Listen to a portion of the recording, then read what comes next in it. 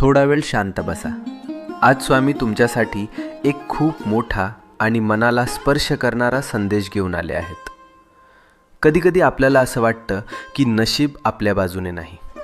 जे करतो ते अर्धवट राहतं, ज्याचं स्वप्न बघतो ते दूर जातं आणि मनात एकच प्रश्न येतो, माझंच का असं होतं?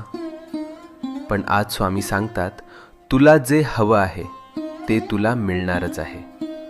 तुझे प्रयत्न वाया जात नाहीत. तुझं मन दुखतंय म्हणून देव शांत बसलेले नाहीत.